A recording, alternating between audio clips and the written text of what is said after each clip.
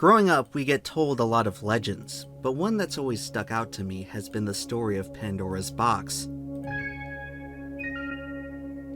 There are numerous religious and spiritual texts which attempt to explain the origin of evil, the most famous of which can be found in the Bible, through the Garden of Eden. Stories such as these often attribute the fall of man to some sort of wicked being who tempted us into a new, sinful reality. However, the ancient Greeks presented a different interpretation of what really led man to forbidden territory.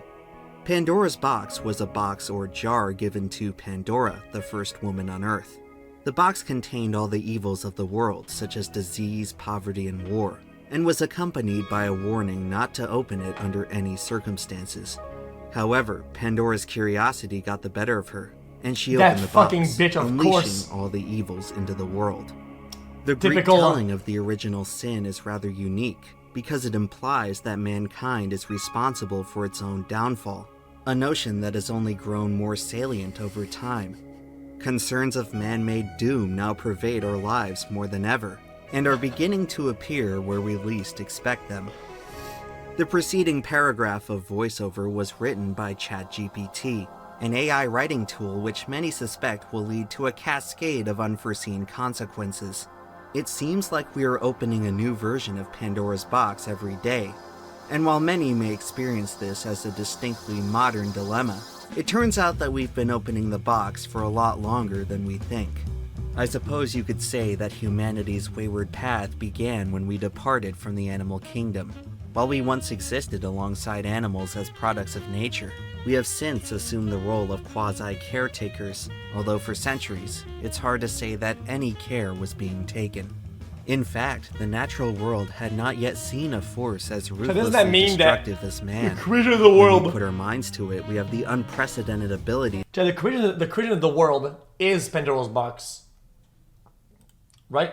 Because if you make a world with the box and evil's in the box, well, the box is everything.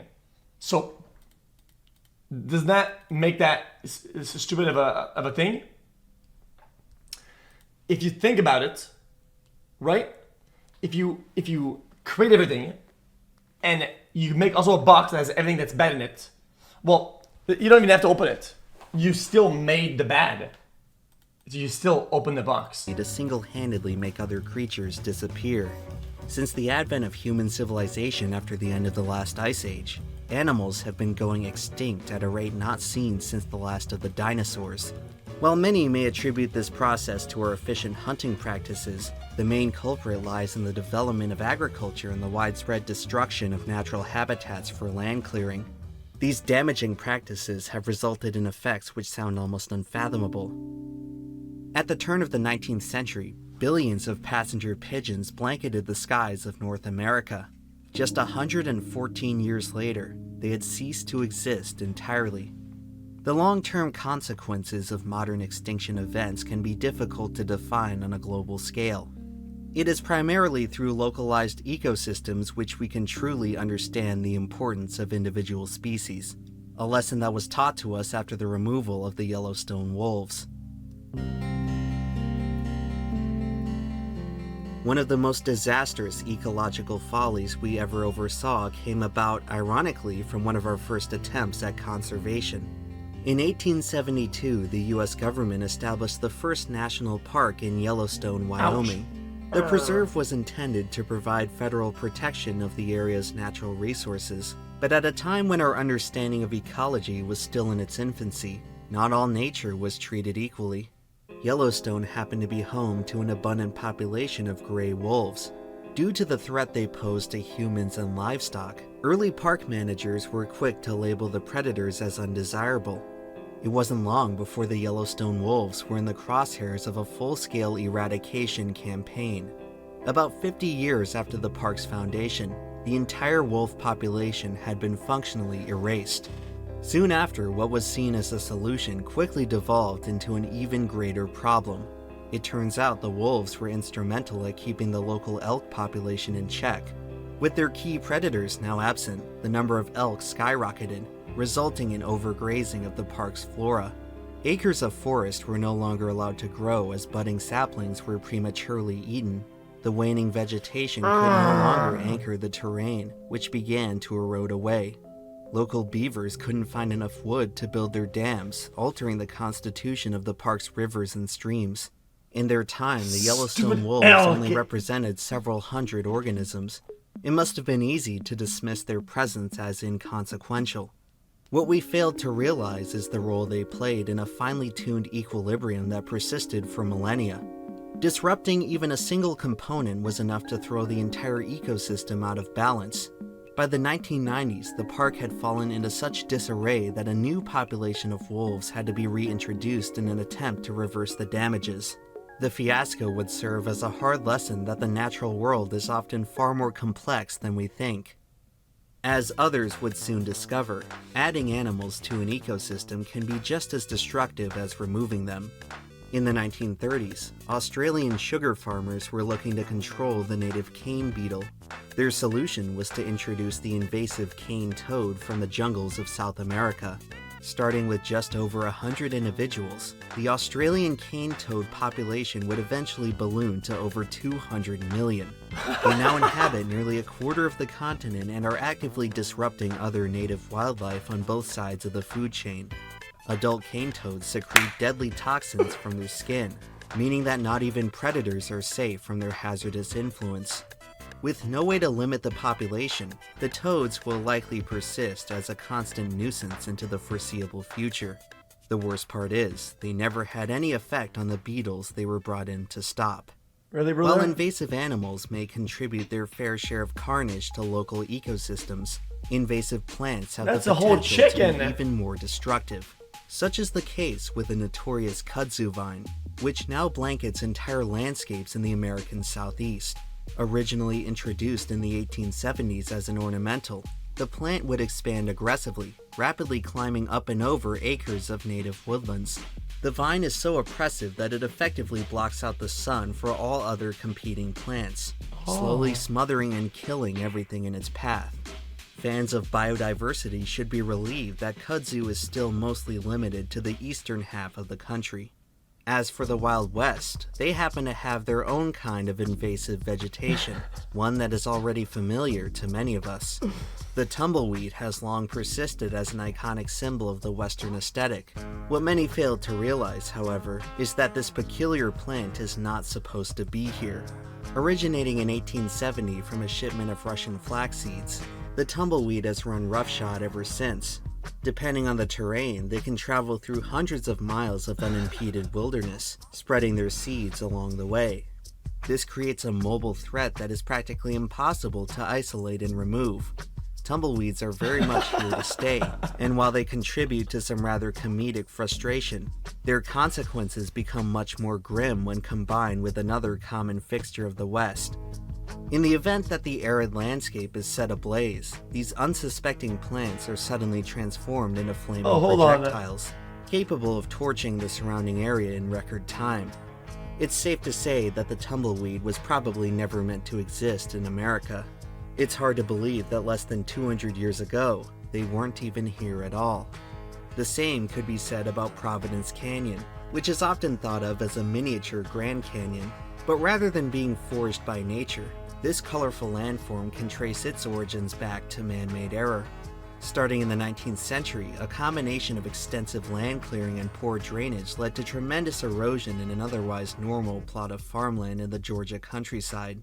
By the 1900s, the subsidence had spawned a gash in the landscape over 100 feet deep and a mile across. Today, the canyon exists as an amusing tourist attraction, but its history serves as a reminder of how even our most simple mistakes have the power to scar the earth itself. While we have been fortunate to come out of most environmental blunders somewhat unscathed, we can only ask Mother Nature to take one for the team so often. Tragically, there is one ecological decision which has likely contributed to more human suffering than any other. In 1958, Mao Zedong instituted the Four Pests campaign, which sought to eradicate unwanted vermin from communist China.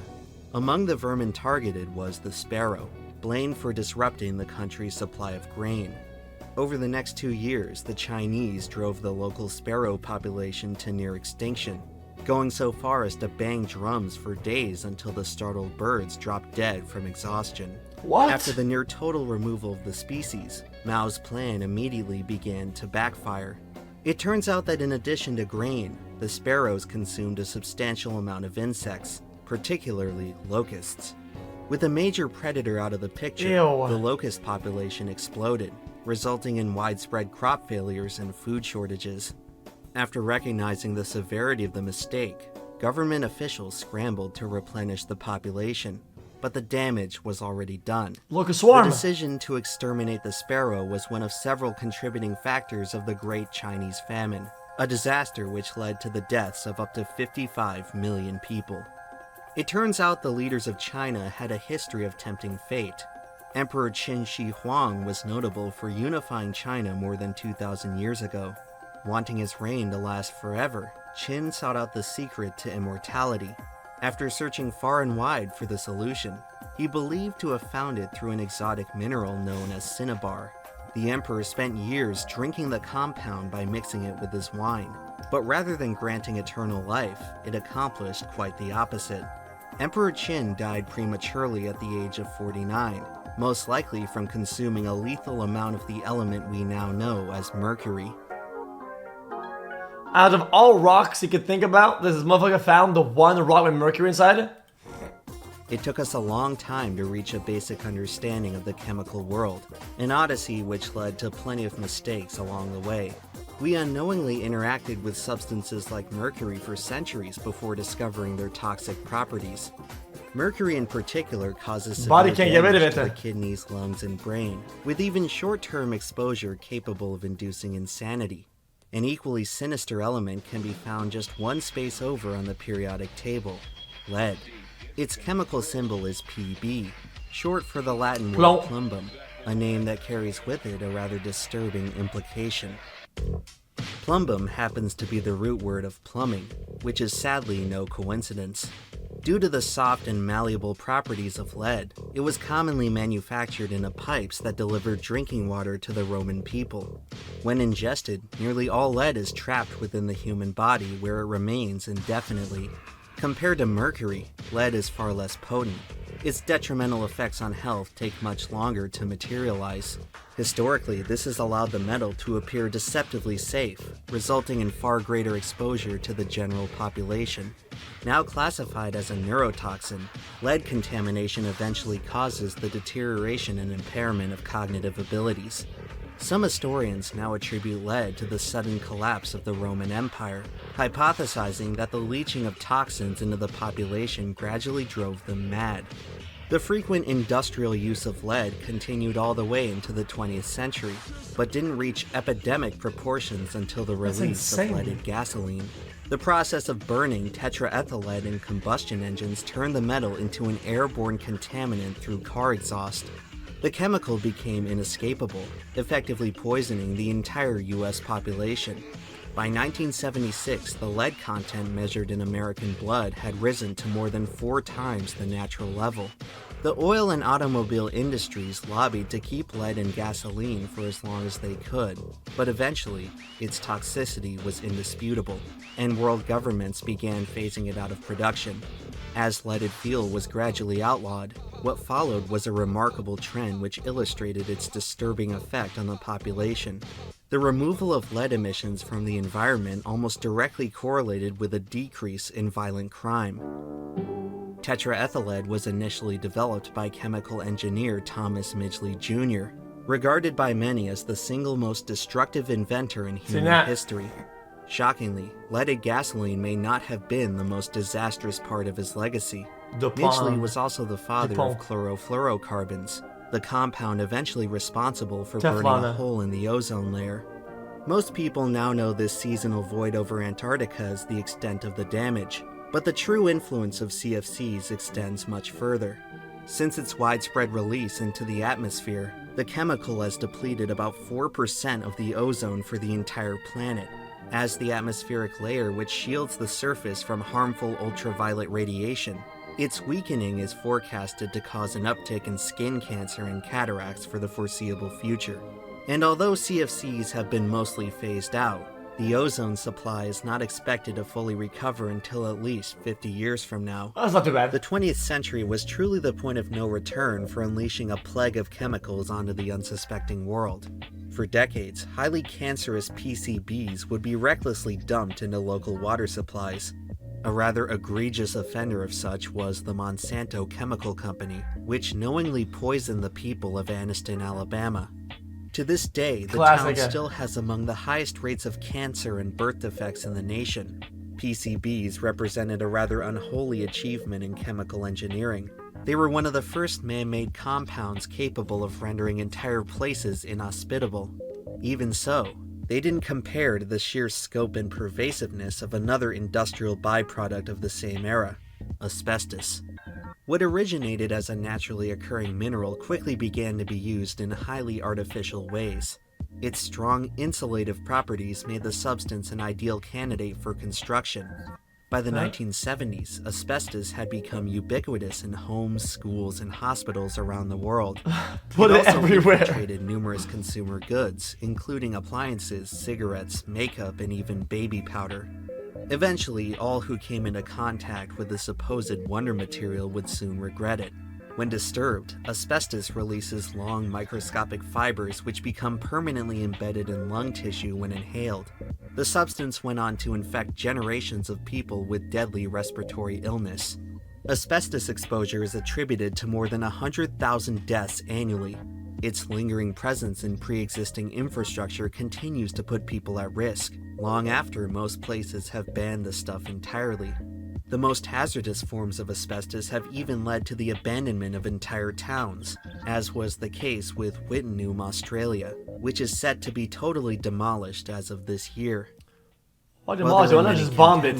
The true title for most hazardous man-made development has to go to another breakthrough of the 20th century, when humanity crossed over into the nuclear age. If there was ever something that man was never meant to discover, this was probably it. For it was through splitting the atom which we inherited unspeakable powers of destruction. Even in its simplest form, the atomic bomb had already cemented its status as the ultimate weapon. As if it wasn't enough to convert an entire city to ash in a matter of seconds, whatever remained would be irradiated from nuclear fallout, inflicting even more torment on any survivors unlucky enough to wander the hell we left behind. It took just 2 of these weapons to coerce immediate, unconditional surrender from the most zealously unbreakable military on the planet. It was as though we had somehow transcended the abilities of mere mortals, suddenly gaining access to the wrath of gods. To put it more concisely, we had become death, destroyer of worlds. Hold on. This phrase was infamously spoken by the father of the atomic bomb, J. Robert Oppenheimer, the subject of a highly anticipated biopic releasing this summer. The quotation refers to what ran through his mind at the moment of the Trinity detonation, mankind's very first glimpse into our nuclear future. Oppenheimer's rather ambiguous relationship with his creation has since been met with irreverence by some, often to comedic effect. It's hard to imagine that the architect of a superweapon would feel any sort of sympathy for its victims, but I'd like to believe that when Oppenheimer said this, he wasn't just thinking about Japanese civilians. While gazing into the brilliant fireball that was supposed to signal the end of the war, it's possible that he instead saw the end of everything. With nuclear weapons, humanity had indeed inherited the keys to the kingdom. We had unlocked the sobering ability to destroy ourselves. By the time of Oppenheimer's death in 1967, the world powers had manufactured enough firepower to wipe out most of the population, a stockpile with the potential to transform any ordinary day into Armageddon. Considering our reckless track record with far lower stakes, you have to wonder whether such a responsibility would be too much to handle. Thus far, we have yet to wake up to the nuclear apocalypse, but there have been plenty of very close calls. Every few decades, another reactor meltdown reminds us of just what kind of power we're dealing with. The most catastrophic accidents have rendered certain areas uninhabitable for thousands of years, and this was all while we were trying not to hurt anyone. The Chernobyl exclusion zone, home of the worst nuclear meltdown in history, is estimated to remain irradiated until the year 22,000. By then, the area should finally be safe for people to return. although at this rate, it's hard to say whether we'll even be around to see it. As of today, nuclear warfare persists as an unmistakable threat to human existence, but it's far from the only doomsday scenario of the modern age. While much of our paranoia remains focused on the outside world, our true demise could just as easily come from the inside. Although an enormous radioactive mushroom cloud is quite effective at killing people, the same result could be achieved with just a small dose of poison. As opposed to ordinary chemicals, poisons act far more potently by specifically targeting critical body systems. Pound for pound, they are among the most efficiently lethal substances known to man. Perhaps we have come to know them a little too well. For thousands of years, the Japanese have enjoyed a delicacy called fugu, otherwise known as pufferfish. Preparing the dish is considered extremely difficult due to the high amount of tetrodotoxin within most of the fish's body. Improper preparation can easily prove fatal, as even a small amount of the toxin is enough to cause death by asphyxiation. Despite the variety of far safer food available, some people just really like rolling the dice. Tetrodotoxin is only about half as toxic as the deadliest man-made poison ever synthesized, a compound by the name of VX. Originally marketed as a pesticide, its toxicity was so severe that militaries around the world began adopting it for use as a chemical weapon. Muscle gas? Eventually, the substance was understood to be so dangerous that not even world governments felt safe producing it. As of 2015, more than 98% of the global supply of VX had been destroyed, a greater reduction than the supply of nuclear weapons. It makes you wonder if we found the toxin to be even more frightening. While human beings have proven to be incredibly skilled at destruction, the world of poison remains one place where nature still has its beat. The venom of the box jellyfish and several species of poison dart frogs has been measured as magnitudes more deadly than anything we've created. The single most poisonous substance ever discovered is produced not by an animal, but bacteria. Botulinum toxin is the most potent neural agent known to man. A dose of just 75 nanograms is enough to kill the average adult. It is the key contributor of botulism, a condition which, left untreated, results in total paralysis of the body. Given all that, you'd think we'd try to avoid it. But remarkably, the opposite is true. Botulinum toxin is actually one of the most heavily demanded poisons in the world, due to a cosmetic procedure better known as Botox. As was the case with Emperor Qin, we are still searching for eternal youth by ingesting poison. Bacterial toxins are far from the only microscopic threats that now await us in the modern world. Urbanization and the advancement of global transportation systems has contributed to the unprecedented spread of infectious disease. As many are now exhaustively aware, it no longer takes much to start a worldwide pandemic. The next civilization-altering virus is potentially just a 24-hour plane ride away. Fortunately, the most contagious viruses tend to be the least deadly. When it was all said and done, the coronavirus outbreak resulted in just a 1% fatality rate. For comparison, the 1918 Spanish flu was estimated to have killed up to 10% of the infected. Anything more lethal and you start to enter the murderer's row of pathology. What they lack in contagiousness is more than made up for with pure stopping power. Anthrax, Ebola, and the now eradicated smallpox all have a maximum untreated mortality rate of around 90%. Rabies has a mortality rate of nearly 100% after its symptoms manifest, with only a few cases of survival ever recorded in history.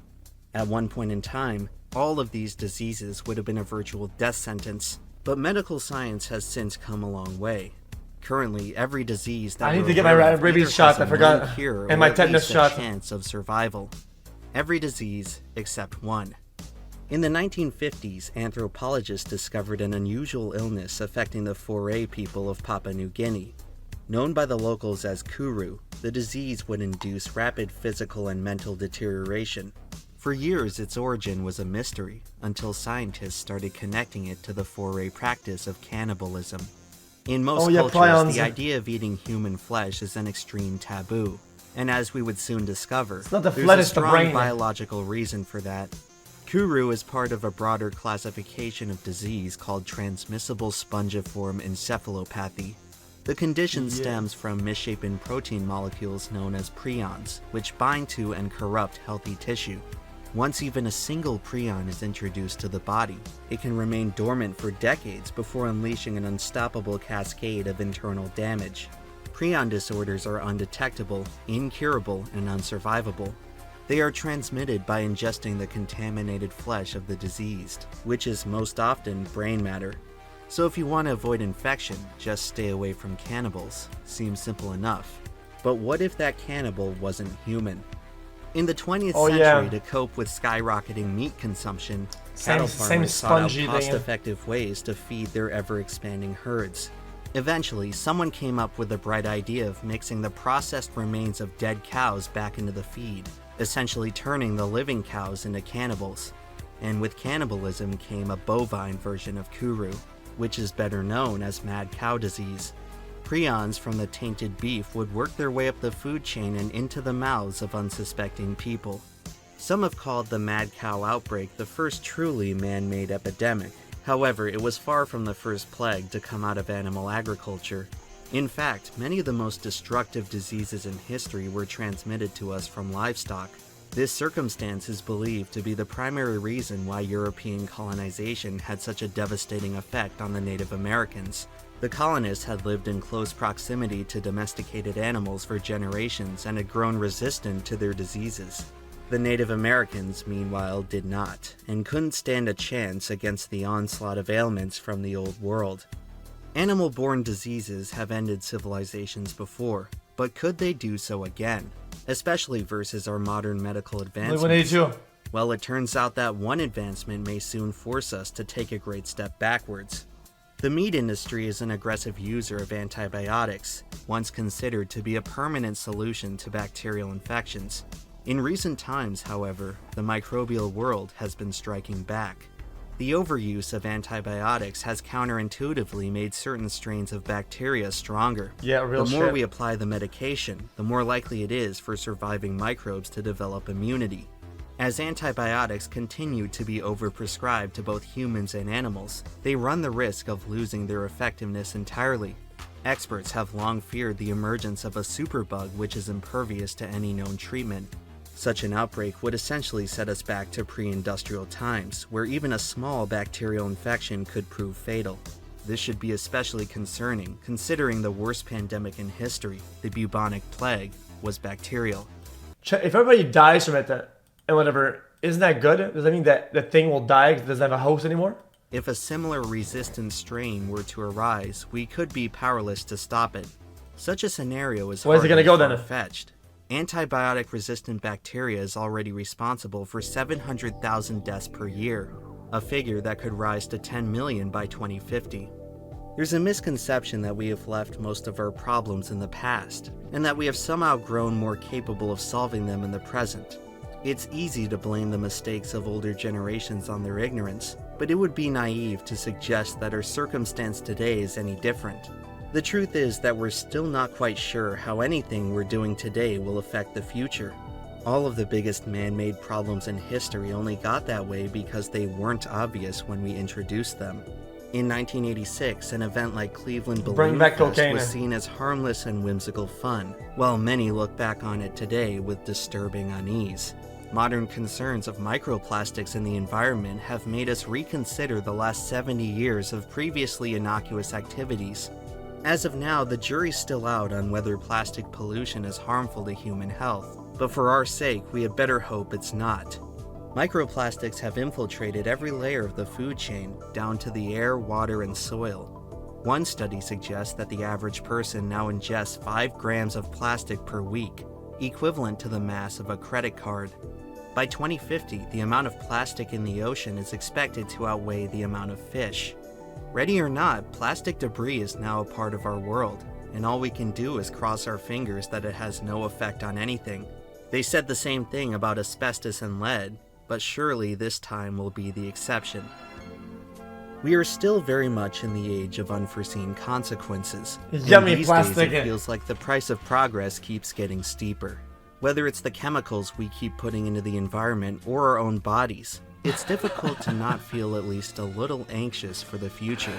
You have to wonder if we'll ever reach a point where we start creating problems faster than we can fix them. Maybe we're already there. An often neglected part of the legend of Pandora's box is what remained in the box after all the evils were released. The most open-ended part of the story fixates on our interpretation of the Greek word elpis, most commonly translated as hope. Scholars disagree on whether the inclusion of hope in the box should be considered a blessing or a curse. On one hand, it can be seen as the ultimate tool to protect ourselves from the rest of the... They said it best in I don't remember what movie. I think it's Hunger Games. They said a little bit of hope, good. Too much hope, dangerous. The evils, the lone antidote designed to counteract the wickedness that once imprisoned it.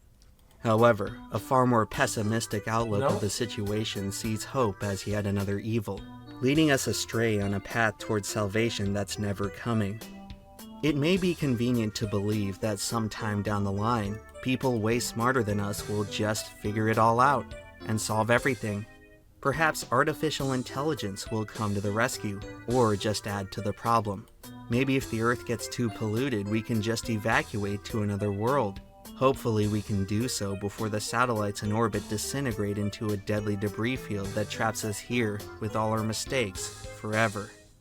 In many ways, that would probably be the most fitting end to our story.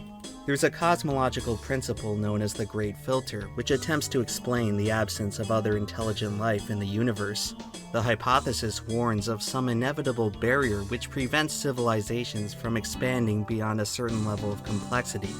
It's possible that advanced species reach a point where they become too powerful for their own good, where the enormity of their problems far surpasses the capacity of their intellect to solve them. Are we on our way to getting filtered? As unpleasant of a thought it may be, the arrow of progress only points in one direction. Combustion, water power, stone tools. What would have been the most fun to discover, chat?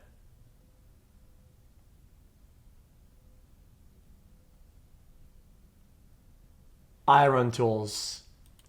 Imagine you pull up to some fucking cavemen, like 100v100 battle, but you've been cooking. You and the Soul Squad, you've been in the lab cooking some shit. Now you got a bunch of swords and spears in this bitch. You pull up to the battle. These guys come up with their beards and whatnot. They got hammers, and they go shh, and they just get fucking absolutely busted. If there is an unspeakable catastrophe waiting for us at the end of the line, it's hard to imagine we'd stop ourselves before we get there. Perhaps that's the lesson of Pandora's box. Once it's open, there's no shutting it. The changes we make to this world are permanent and irreversible. Despite all of our progress, we are still very much at the mercy of nature, which exists to remind us that everything we have been given can just... Bombs. Nitrate, bombs, TNT. And then the whole squad, I was like, guys, we got the guns, guys, we got the snipers, the whatever, guys. We cannot be losing this battle, guys. Pew. One bullet. All of a sudden, some enemy chucks some fucking big ass fucking load, some satchel. Wink, whole squad in a tent. Boom! Everybody fucking blows the fuck up, dude. Boom! Just as easily be taken away. If we are headed now we're towards talking. the end, may we stand in awe of its totality and finality. Only then will we truly comprehend our inescapable reality as mortal creatures. When contemplating the fragility of existence, I am often reminded of a passage I read from a modern-day philosopher. They present the image of a mouse whose curiosity has led to its demise, on which they comment the following. One day, while doing nothing particularly out of the ordinary, because of natural laws he was completely powerless to understand or intuit, he was instantly killed in a horrifying way by forces vastly in excess of anything he was ever designed to experience, for no reason, to no one's particular surprise or upset. In this, we are more like him than different.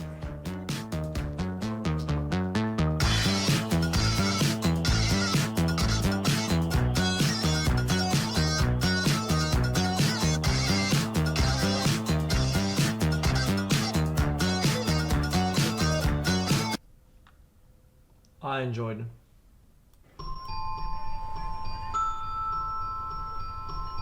This is Wittenum. You know what? Nope, I disagree with my argument as I said earlier. You know what I think, chat? You know what I think? It doesn't matter, right? It's never like a plateau when you discover something new. It's always going to be at least kind of like this. It's never going to be like this. Like, oh, we got tools, okay. This guy got a gun, okay. You want to know why? I just thought about it. Because of perfection. The first bronze tools were probably sucky. The first guns were probably shit. The advantage you had out of having one of those guns was probably pretty dog shit. They were probably complete trash and just didn't work. And by the time they were good, the other guys had better guns. And it was probably like a tight race. And the advantage was probably very minimal, let's be honest. It was probably very minimal, nothing but it. No way, because some guy pulled up. Like, oh, we got the first gun, M16. Everybody starts fucking dying. It was probably some fucking bullshit powder gun, like Blunderbuster. Like, bonk! And the thing like blew up and shit. And then the back would...